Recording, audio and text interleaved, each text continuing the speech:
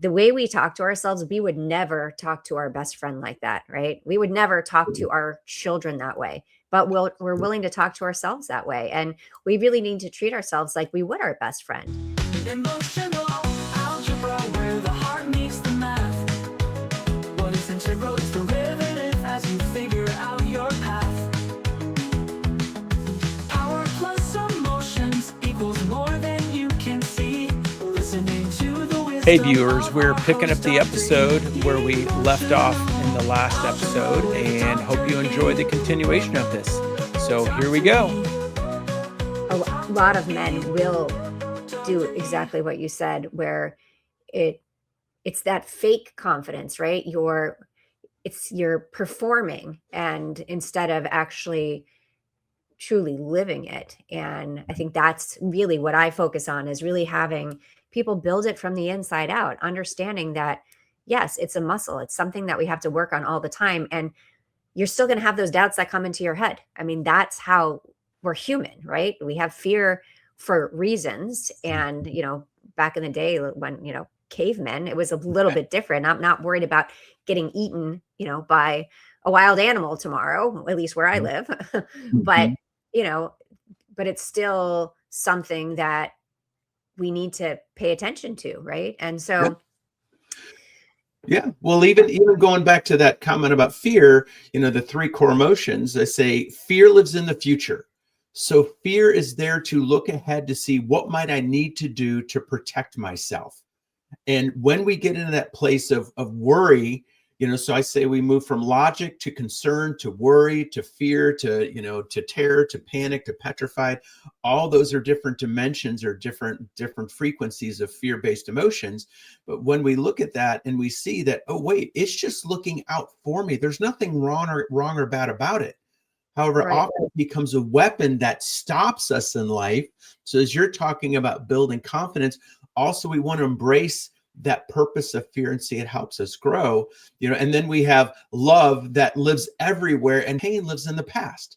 So as we recognize where these different emotions live and why they're there, and especially those core emotions, and then all these other emotions are based on those core emotions, it helps us to make a lot more sense of the world. And then we can grow in confidence because we understand more. And as we understand more and life doesn't seem like such a mystery, it opens it up for us to see everything that life is bringing to us, even the deepest, darkest challenges, as you brought up, and some other stories you shared in your book that you used as growing points in the long run. Yeah. And, I look at it on a daily basis that I work on skills, right? I mean, I don't study Spanish one time and become fluent. I don't go to the gym one time. I mean, I wish, and become buff, right? I mean, it's something that we work on. So why would it be any different with, how we see ourselves, with our mindset? Because if we work on those things, why wouldn't we want to work on ourselves? I love to tell people that, the way we talk to ourselves, we would never talk to our best friend like that, right? We would never talk to our children that way, but we're willing to talk to ourselves that way. And we really need to treat ourselves like we would our best friend. We are going to be living with ourselves forever. So we should be our best friend. A lot of times though, that's not what happens. We're the first to drag ourselves down, where if something happened with a child, we'd be like, okay, let's see how we can make this better, instead of, oh my gosh, you're the worst ever. But that's what we do to ourselves. Yeah. I think in times it almost becomes a preemptive strike, that if we can cut ourselves down or critique ourselves, then other people might not have a chance to, or if they do, it just means we're right. So it's kind of creating chaos from what came from order. And that chaos is all the things we do to create our own destruction, because just look around. Fear is kind of the operational emotion in the world that we live in, and that's been created. And I think that what you're trying to do and what I'm trying to, and so many people who have a voice now and are speaking out are really saying, no, let's sow love in this world, let's sow more order, and let's sow more peace within the self to then bring it to other people. And that's why I love what you're saying. I love what you've done with your life. And what you've done with with your kids. It's about power with people, not power over in the end. Yeah, it's so true. I look at this a lot, and especially in the workplace, when if we would change the way we would come together and we're there helping each other instead of fighting for the next promotion. I mean, I understand that, like, yes, a promotion is great, but to what expense, right? I mean, Yeah. and if we work together, we would be way more productive. And when we talk about confidence, I mean, Mm. flat out, confident teams are more productive, right? Mhm. So it really applies everywhere, that as we build our confidence, things change all around us. And I can say it's completely true of my life. I wouldn't be doing what I'm doing right now if it Mm. wasn't something that I worked on, and it wasn't something that I had this aha moment, because Mm. I was going through my life just, I would say, regular. Like, Yeah. let me just do what I need to do to get from point A to point B. I'm not looking up. I'm not enjoying it. I'm just doing it. And I think so many people live their lives that way. And it could be so different by changing a few things. And again, it's not about changing who you are, it's about changing the way you see yourself. Right, right. Yeah, and that's perfect. Perspective is everything. Mm, When people say, I don't like who I am, no, that's how you are. That's how you're behaving at this moment.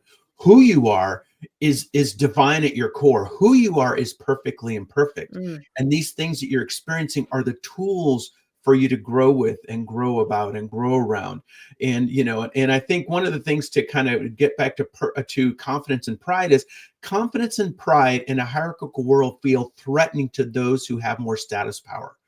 Because Mm. if I start to feel proud and confident, more confident than the person above me who I feel isn't in a place of truth and or honor and integrity, because you brought in the workplace, that's often why you have teams that don't work together, because they're really driven by fear and scarcity. Well, I need that job. I need that position. So I'm going to cut down the boss, or the Yeah. supervisor, and or the boss or supervisor says, well, I can't give them too much confidence, because what if then they undermine me and take my job? So that's all fear-based stuff, and that's just, to me, that's living in the was, in the pains of the past, and then the fears of what hasn't happened, to create continued chaos rather than finding the order through these processes.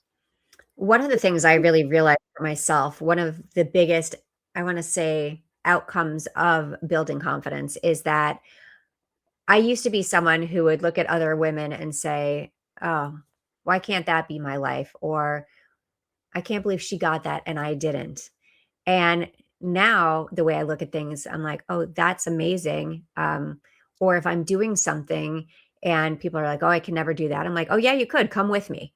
So it's no longer me against them, or, "Oh my gosh, I can't believe they got it and I didn't." Now it's like, "Congratulations. That is amazing," because I'm at a point where I don't need to be jealous of anybody else, right? I'm really happy where I am because I'm not worried about what anybody else is doing. hmm That's a really hard place to get to, and I think even when we at our conscious level, because you do kind of talk about that idea of the different voices inside, the different parts and pieces Mhm. of us. So I think the thing to potentially look at, and for just listeners to look at, is our ideal self says, I want to be and express this way and have those beliefs, and we carry those in many ways. And then when we find other situations that resonate with some of those other emotions, we can find those parts which then can evoke feelings of shame and or guilt. And remember that the shame and guilt just says, hey, the way you're feeling about somebody else with that guilt, time to address that and find what feels out of balance. And the way you're with shame is saying, you're not loving that part of you that feels that. Mm. Understand why jealousy feels disrupted. Jealousy just says, I want what somebody else has and I don't feel I deserve it. Envy says, I've got to have that. So when we look at those emotions and what their purpose is and what they're trying to tell us, run to those emotions and embrace those emotions and see their value. And then as you ease those emotions, remember, we talked about the volume of confidence will continue to rise while you're helping to decrease that volume, underlying volume of the self-doubt and the jealousy and the envy and all those things that you're saying make you bad and wrong and weak, that then you have to show the world, no, I'm this person, and hide the other person inside, or other Yeah. people. I always like to say that you have to feel all the feelings. So, um, Yes. my daughter was diagnosed, my middle daughter was diagnosed with Crohn's when she was 16 years old. And she's the kid who wanted to eat around the world, like all the crazy foods. She's still doing it.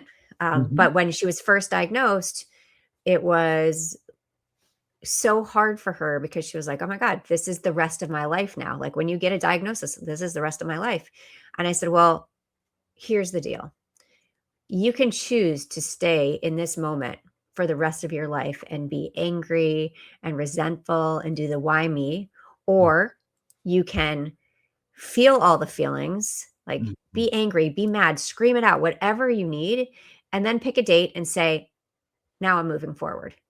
And that's exactly what she did, and she hasn't looked back. So, I mean, are there moments where she's like, "Oh my god, this sucks?" Yes, but she can also it's that awareness where she can say, "Okay, how lucky am I that I get to do this tomorrow?" Right? Instead of saying, "Oh, poor me." And that has really worked with our family. Anytime we've had some kind of loss or, you know, really hard situation where we say, feel all the feelings, don't stuff them down. I mean, I Right. stuff my feelings down for years. Yeah. Don't stuff them down. Like, feel them. Like, Yeah. that's what they're there for. And then say, okay, Thursday. Thursday's the day. On Thursday, I'm going to wake up and say, I'm not going to focus on that anymore. That piece of the pie is in the past. And now what can I do moving forward? Well, and what you're talking about is giving her permission to grieve. Yeah. A lot of our situations where we feel lost from what we wanted or experienced are forms of grief. And our culture, frankly, has sucked at grief. You know, Hmm. when you go to other cultures, they have almost rules for grieving, and those rules help give people that time to feel those emotions, express those emotions, and they're okay. Now, are those emotions sometimes suppressed afterwards, leading to other issues? Sure. Well, I like that prescription to say, hey, now's your time to grieve, to feel the sadness, to feel the hurt, to feel the anger, to feel all the feelings you have. And and in that, again, it's great advice to feel all the feelings. And that's why, again, an emotional specificity idea, it's about labeling and understanding each separate emotion that's in there, so you can say, I honor you in what you're Hmm. teaching me, telling me, showing me, doing for me, helping me do for myself. And that's Hmm. part of what in that process you're doing as well. So it's great. It's great work and great guidance in that. Yeah.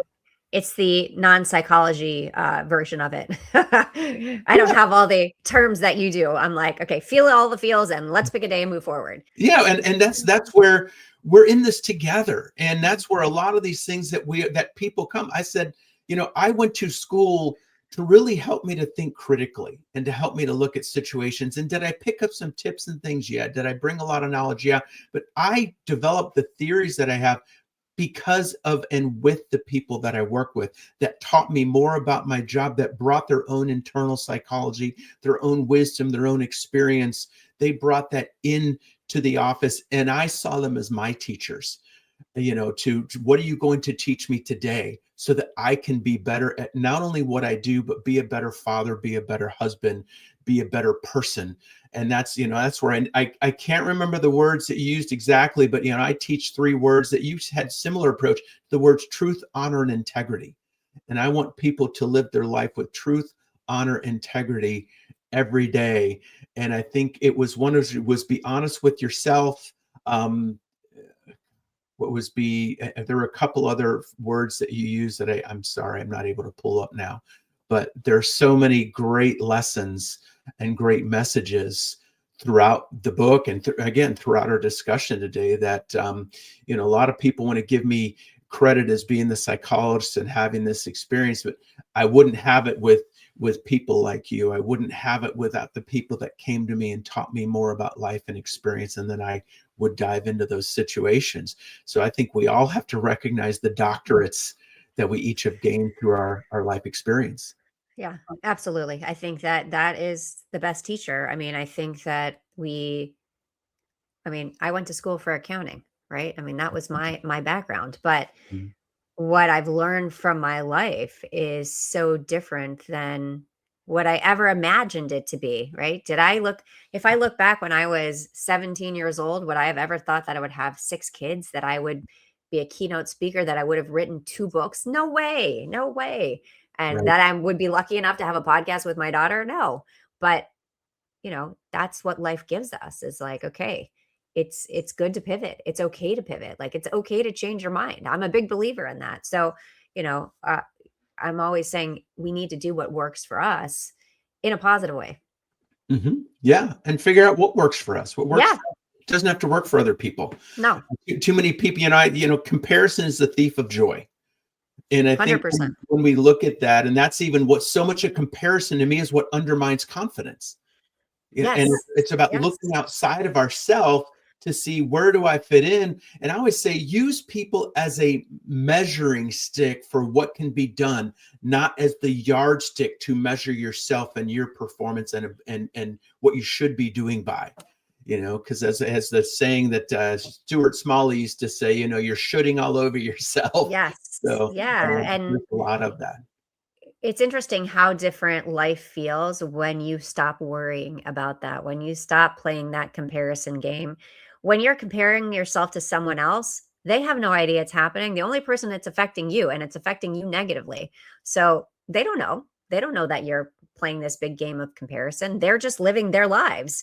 And Right. so I truly believe that it is such an issue that we need to really say, why am I doing that? Right? They're not Yep. thinking about me. Why am I thinking about them all the time? And again, for me, it's been life changing to say, oh, wow, I saw that you did that. That's amazing. Congratulations. Instead of, ooh, I should have applied for that. Ooh, I should have done that. But it's a complete mindset shift and something that you have to work on. It's not just all of a sudden, because like you said, we're human and we like to go to the, ooh, why not me? Or why me? And, Mhm. but it's something that when we start paying attention, we're like, why am I doing that? Do I really want to wake up every morning and say, ooh, let me see what everybody else is doing so I can measure myself to that? I do not. Like, I'm tired. I don't want to do that. Well, and I think it's what drives our economy. It's what drives beauty product sales. It's what drives universities and all the things that are just what drives our advertising. So many pieces in our world are driven by people wanting to use the idea of inadequacy and insecurity and to undermine confidence without wanting to say that, because that would be bad and wrong. Yes. But again, that's where we see potentially some of those subtle manipulations to sell us that we need somebody else or something else, or we need somebody else in our life, or we need to have a bigger house, we need to have the nicer car. Yeah. And I think it's when we gravitate to what feels natural, we will find natural balance. That's the idea of equity. It's not equality, it's balance in all of our different gifts, strengths, weaknesses, handicaps, wisdom, experience, knowledge, and understanding. Yeah. And had you stayed stuck in that idea that maybe that you had to be an accountant because that's what you went to school for, where would you be now? Yeah, who knows? Not as happy as I am. I can say that for sure. And yeah, so I mean, but we are also sold this idea that when at 18 years old, we have to know exactly what we want to do for the rest of our lives. And I know very few people. I mean, my husband is one. He knew exactly what he wanted to do, and he's still doing it.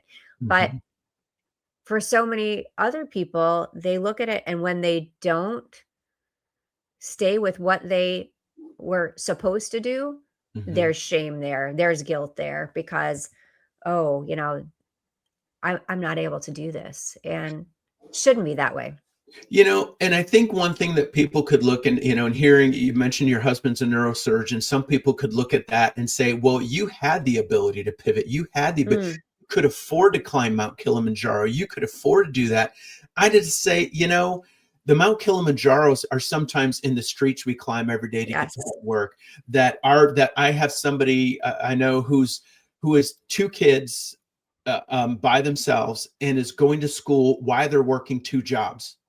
And they're making it work because they want a different career. So the idea to let somebody else's circumstances become then your reason why you can't do it, that's not honoring yourself. So all those listeners out there who might hear this and hear these sunshine stories and say, well, yeah, they can sit in their podcast rooms and do X and Y and Z.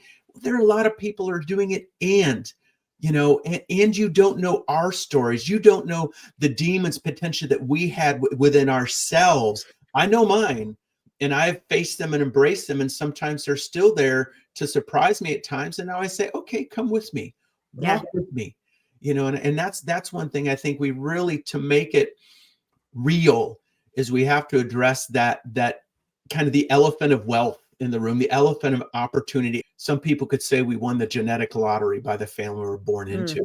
Yeah. And frankly, I enjoy seeing the people and who had to work and pull up their bootstraps and do it by all the hard work. And you likely had your times you had to do the hard work, just like I did. Yeah. Started my own decking company in college, and built that into a successful business in 3 years, and then started my own group practice right out of grad school, and built that, and realized that wasn't where I needed to be in running a group practice. It wasn't believing in myself and doing my thing for me, not trying to have a whole bunch of other people surround me. And even you found yourself with your kids as your teachers, and with society and life as your teacher, and seeing what life could bring to you. Yeah, we don't know someone else's story until they tell it to us, right? So, people can make a lot of assumptions. Oh yeah, born with a silver spoon, and that's not always true. And just to and you're right. I mean, if that's what's blocking you from moving forward, is you're worried that, oh well, someone else was able to make that pivot because they didn't have to support themselves, then it's an excuse for why you're not going to do something differently. And Mhm. don't worry about what anybody else is doing. Do it for yourself, and Right. understand, like, this is really what I want. So this is what I'm going to go after. I look at what people do these days in terms of occupations. You can make money doing anything. I mean, it is crazy to see. Like, if you would have told me again in high school that you can be an influencer and people pay you just to talk about yourself and what you do, what? Mhm. What? So, yeah, I mean, we can look at the job market and say, yes, it kind of sucks, but there are so many things that you can do. And even if it's not your primary job that you want to change, like, Mhm. there's so many things on the side that you can do that really fill your cup. And Right. I so recommend just trying different things to see what Yeah. you really want. Yeah. Yeah. And that's I think a great lesson. Let the world, it's your oyster. Don't live inside of it. Open it up wide and find the pearls in it. Yep. Yep. So in that, so why do you think so many capable women still struggle with self-doubt in today's world? Well, I think the comparison game is huge. I think that we really do worry about what everybody else is doing. And, there's a lot of societal pressures, right? Even in the workplace. I have a friend, I want to say, especially in the workplace, I have a friend who is a partner at a large CPA firm. And, she talks about that she still struggles when, she'll be, they do, she works in audit. And so they pitch themselves to different companies like every 7 years. They have to start with a new company. And she's had many times where the companies say, you know what, we'd really prefer to work with a man. So you hear that enough times, then you're like, okay, well, what am I doing wrong? Right? Oh, this is me. I can't change this, right? So nobody's going to want to work with me. I mean, so those kinds of things I think really affect people, but also, we've gotten into this, the everything is a shiny moment, right? So I love, if I'm on social media, seeing people who are real, right? That are really showing their true selves, their struggles, all of the things. But so often we see all the pretty things and, oh, he got a new car. Well, do we know that he financed that car like for $2,000 a month and he can't afford it, right? So, but we see that and we're like, oh, why isn't that my life? And so, and it's very interesting. So many women, the idea of competing with each other instead of celebrating each other and raising each other up. Right. And that is something that I never understood and actually, when I was in college, a lot of my friends were guys because I didn't want to do the drama. And Mhm. it really is a place of insecurity when we're worried about what everybody else is doing, everybody else is thinking. I like to say is most of the time people are not thinking about you. They're busy in their own lives. Yeah. And if they are and they're negative about something about you, they're not your person. Like, move on and find relationships that really support you instead of tear you down. Yeah.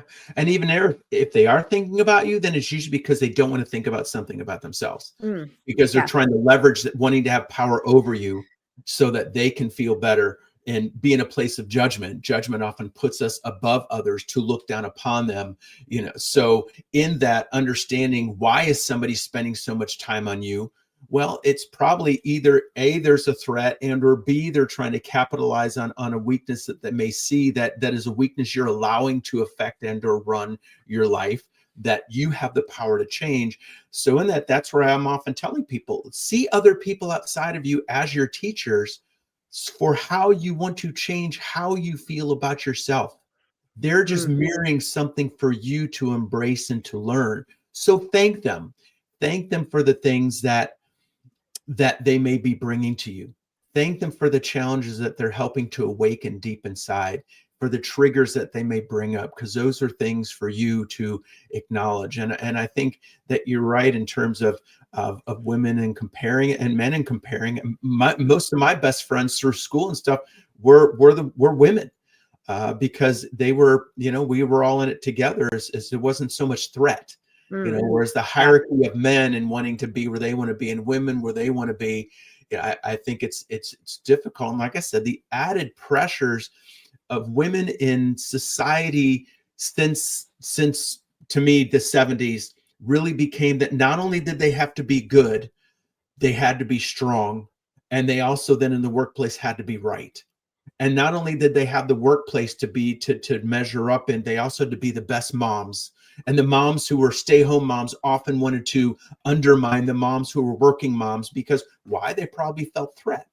So Mm, they yeah. used all that ammunition they could, rather than to focus on their own growth, but rather to focus on what was wrong with other people, and or to say the comments that were cutting. And that begins very early in life, and it's still happening, because social media now becomes that thief of joy in that, because there's so much comparison, and that, as you're saying, to have to look bright and shiny rather Mhm. than telling the real story.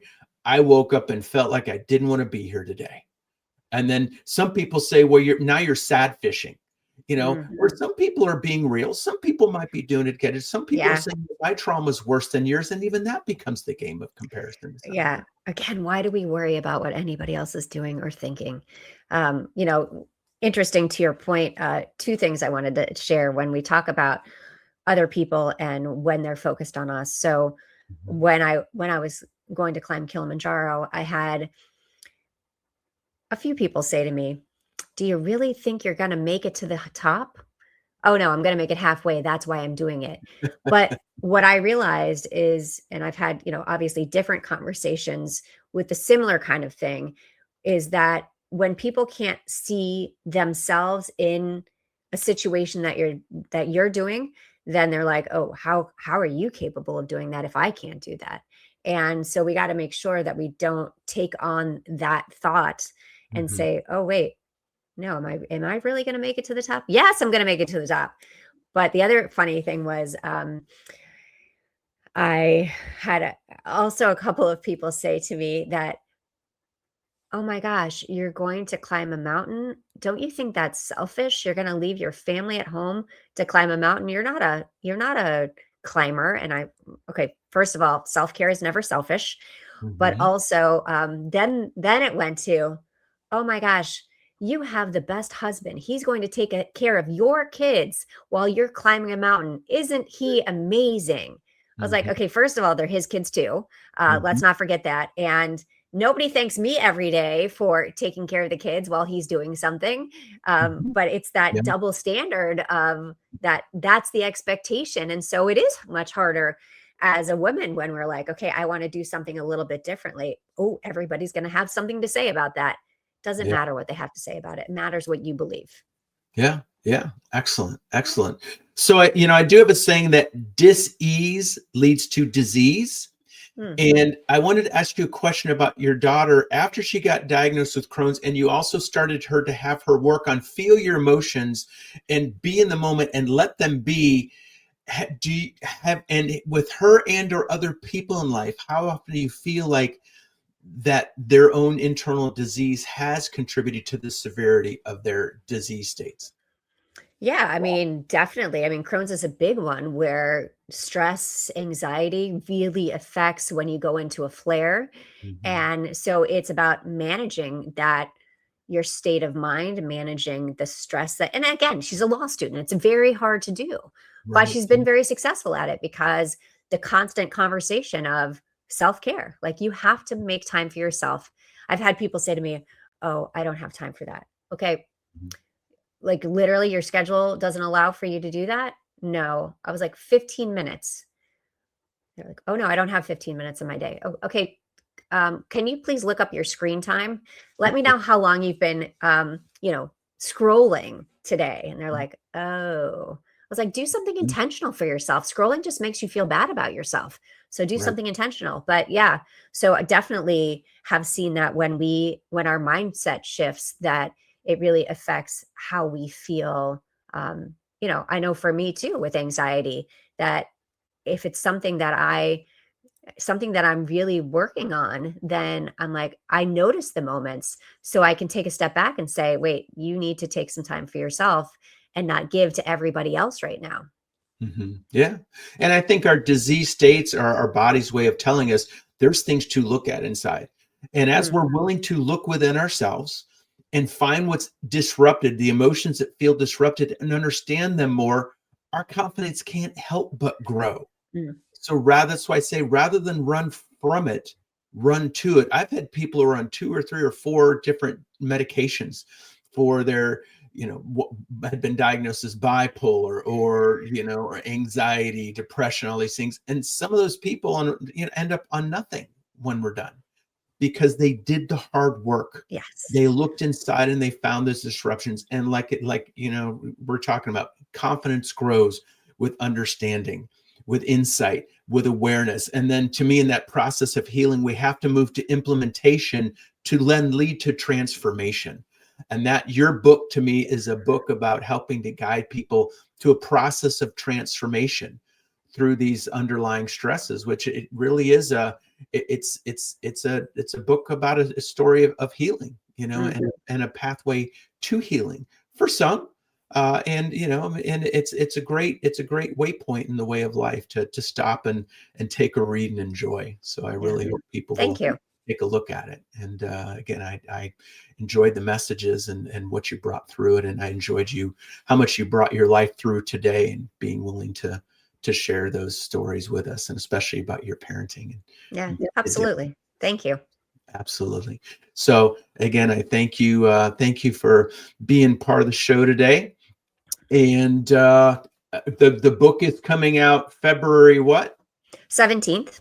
February 17th. Okay. So it's very soon, coming right up. Yes. And Real confidence, a simple guide to go from unsure to unshakable. excellent. I'm so happy with how it came out too. I'm really excited for it, and for it to go out into the world, and really, um, I've had really good feedback so far. And if I change the way one person sees themselves, then I've changed the world. And I want everyone to hear that message, because a lot of times we don't think we're making a difference, and we truly are. Right. Exactly. Great message. Great message. Well, thanks for being here, and good luck on the book sales. Good luck on the podcast with your daughter, and I look forward to seeing where the future takes you. Thank you so much. Thanks for having me here today. All right. All right. So another great story, another amazing person. Great to have her on the show and really see people. I always talk about, I've used it many times before, with that idea of making medicine from suffering, that we are here to see that we're all patients in this hospital on this planet. And we're all here to heal ourselves from that sickness of separateness. Too many times comparison becomes what we use as that keeps us separate rather than brings us together. So remember to see what other people can do, see them as yardsticks, or as measuring sticks, but not as a yardstick that you compare yourself to. So I think what we want to look at in this message is to see that yes, while we're building our confidence, work on how we can continue to heal the self-doubt, the inadequacy, the ways we look at failure, the ways we look at stupid. Remember, stupid is just failure times X. So see the value of all these emotions, feel them all, experience them all, and remember, we're all in this together. So until next time,